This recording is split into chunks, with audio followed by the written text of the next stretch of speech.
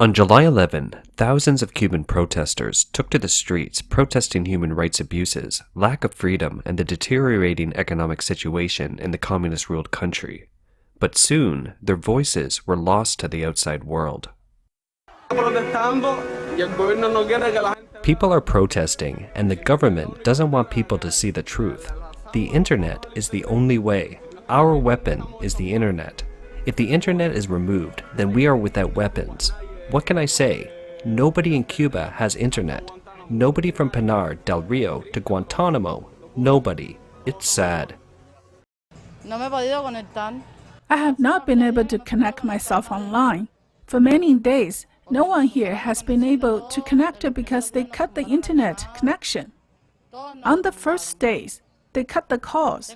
They cut everything. My husband is in Mexico. I haven't been able to talk to him. Nothing.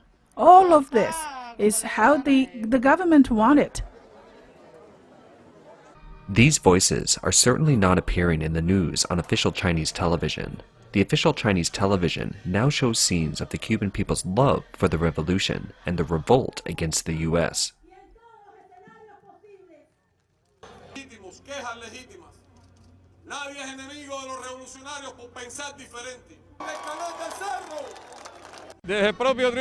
Since the victory of the Cuban Revolution, American imperialism has been trying to defeat us by using all kinds of weapons, including direct aggression and in particular the blockade imposed by the U.S. on Cuba, which is unprecedented in human history and has lasted for nearly 60 years.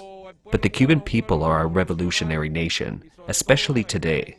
They are expressing their support for the revolution in many parts of Cuba. In fact, on July 11, Communist China's most unwanted scenes were seen in the streets of Cuba, protesting the human rights violations, lack of freedom, and deteriorating economic conditions of the communist-ruled country, and demanding that President Miguel Díaz-Canel step down and end the communist dictatorship. We are here because of the repression against the people. They are starving us to death. Havana is collapsing. We have no house, we have nothing, but they have money to build hotels, and they have us starving.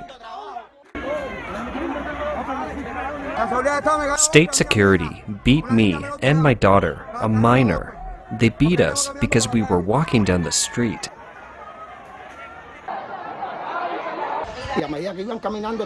People cried out, "Down with Díaz-Canel, down with communism, freedom for the people of Cuba, we want medicine, we want food." That is what the people cried out. Cuba is one of the few socialist regimes currently in power. On July 6, China held a world summit of political parties, and of the 20 parties present, the only ones in power with socialist policies were China, Vietnam, and Cuba. The common denominator of socialist countries is their poor economic situation, with China being almost the only exception due to introducing a degree of a market economy. On Sunday, Cuba confirmed 6,750 new cases of COVID-19 and 31 deaths, but many opposition groups say the actual number of cases and deaths could be much higher, bringing the healthcare system to the brink of collapse. The pandemic has hit Cuba's tourism industry, one of the pillars of the Cuban economy. Cubans face growing inflation, power outages, shortages of food, medicine, and daily necessities. Earlier this year, the Cuban government proposed a new economic reform program that increased wages but triggered a spike in prices. According to the BBC, Pavel Vida, an economics professor at a Colombian university, estimates that prices within Cuba could rise between 500 and 900% in the coming months. Since last year, the Cuban government has opened stores where foreign currency can be used, and people can buy food and other necessities with foreign currency, which is in short supply in Cuba. However, Cubans receive wages in Cuban pesos. And last month, the government said it would temporarily stop banks from accepting US dollar cash deposits. The dollar was previously the main foreign currency in which Cubans received transfers from abroad. The government says US sanctions against Cuba have limited Cuba's ability to use its currency abroad. Demonstrations erupted on Sunday in several cities and towns, including the capital, Havana. Cuban protesters chanted "Freedom" in protest of food and medicine shortages in several Cuban cities. Many also said they wanted greater freedom and were tired of the Cuban government's idea of a permanent revolution.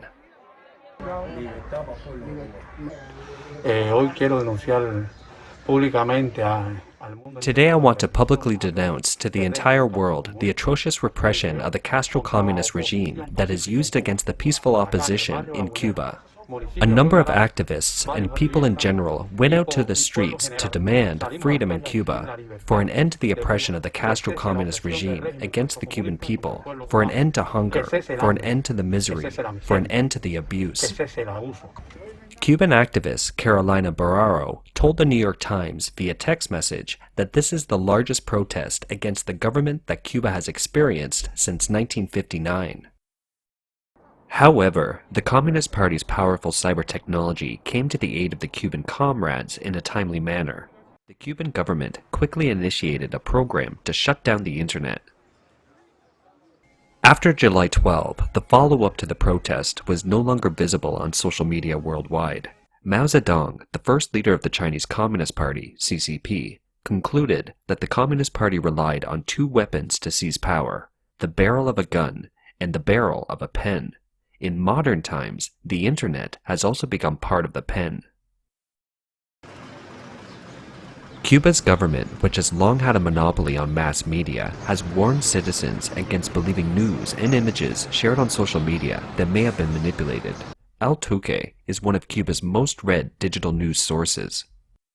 La prensa independiente en Cuba es ilegal, por tanto nosotros sabemos desde que asumimos la... The independent press is illegal in Cuba, so we know that when we took the decision to be part of an independent news outlet, our right to free expression could be limited, or there could be some sort of harsher restrictions related to the job we do.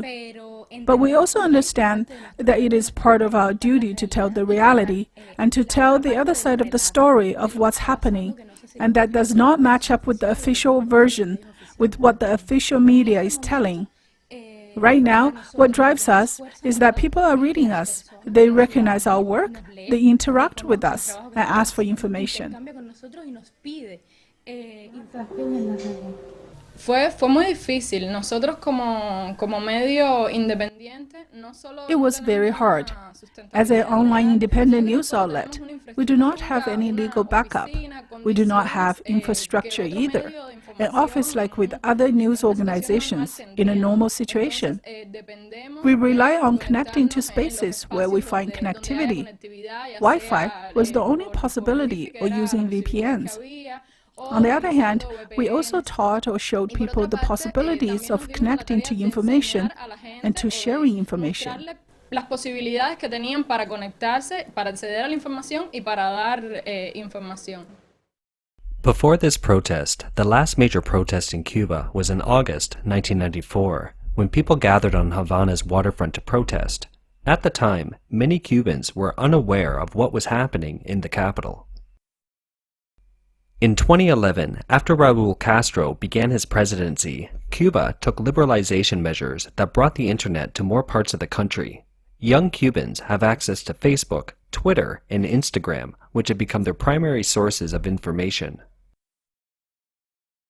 The mass protest of the public on Sunday, reportedly without a leader, was connected through social networks. According to publicly available information, ETECSA is currently the only company providing telecommunications network services in Cuba, with China's Huawei, TP-Link, and ZTE as the company's primary technology providers. It means the Cuban government can easily control the internet. In December 2020, the international nonprofit, the Institute for War and Peace, released a report questioning whether Huawei and ZTE, which have a Communist Party military background, are assisting the Cuban government in monitoring and censoring its people online. In 2017, the Open Observatory of Network Interference, OONI, released a report noting that Cuba's Wi-Fi access portal uses Chinese code and that ETECSA's login portal has Chinese comments in its source code. suggesting that ETECSA likely hired Chinese developers to manage the portal. With the internet blocked, it would be difficult for the Cuban people to gather spontaneously, as they would not have access to social media platforms. On July 15, U.S. President Joe Biden said that the Cuban authorities had cut off access to the internet and that the U.S. was studying the possibility of restoring the internet. We're considering is they've cut off access to the internet. We're considering whether we have the technological ability to reinstate that access. Folks, I want to start by recognizing the remarkable protests that are taking place in Cuba. The Cuban people demanding their freedom from an authoritarian regime. And I don't think we've seen anything like this protest in a long, long time, if quite frankly ever. The United States stands firmly with the people of Cuba as they assert their universal rights. And we call on the government of Cuba to refrain from violence, their attempts to silence the voice of the people of Cuba. Siphon, a company dedicated to providing software to break through internet censorship, said that on July 11, it had provided more than 600 megabytes of data transmission to Cuban users. Siphon uses a proxy server to bypass internet censorship. The Toronto-based nonprofit is funded by the U.S. Open Technology Fund. A wide range of U.S. citizens have supported the Cuban protests. Miami Mayor Francis Suarez has called for the U.S. to take the lead in intervention. The city has a large Cuban population. On April 19, 2021, Miguel Diaz-Canel took over as first secretary of the Central Committee of the Cuban Communist Party, the first top leader in the history of the Republic of Cuba to grow up after the 1959 Cuba Revolution and the first leader not from the Castro family. President Diaz-Canel and other senior Cuban government officials have accused the U.S. of being behind the riots.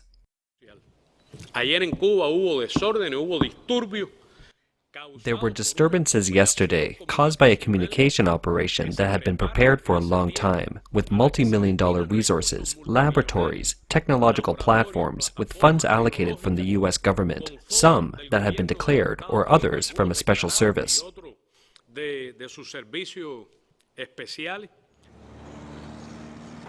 Are Cuba's economic problems the result of U.S. sanctions? Unlike Iran and North Korea, sanctions against Cuba are only imposed by the U.S., not by the United Nations, and other countries can continue to have economic dealings with Cuba. In fact, the United Nations discusses and passes a resolution condemning U.S. sanctions against Cuba every year. One of the hallmarks of this Cuban revolt was people holding the American flag of stars and stripes.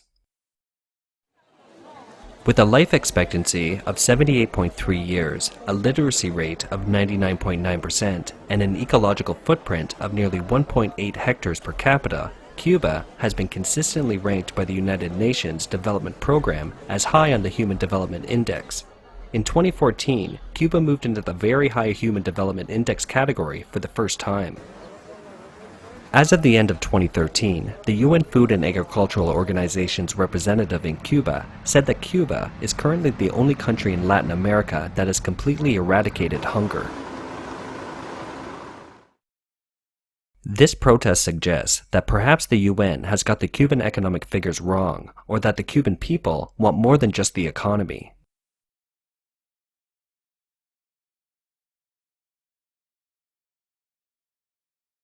Before the collapse of the Soviet Union, Cuba favored the Soviet Union in the Sino-Soviet dispute, which led to years of bad blood between the Chinese Communist Party and Cuba. But now, China and Cuba maintain very close ties and support each other on almost all issues. Globally, the economies of countries practicing socialism or communism have generally fallen behind, with China being virtually the only exception. Many economists believe that China's rapid economic development is precisely due to the introduction of a market economy by the CCP to a certain extent. However, the combination of this powerful capitalism with the Communist Party's red bloodline has also sowed great danger for the future of the Chinese economy. In Cuba, under the leadership of Fidel Castro and his brother Raúl, agriculture has changed from tractors to cattle, and public transportation from buses to bicycles. Cuba's July demonstrations may not overthrow the Cuban regime, but they come at a time when more and more people are becoming aware of and reflecting on the role of the CCP in the world, and the movement will bring more inspiration to the public.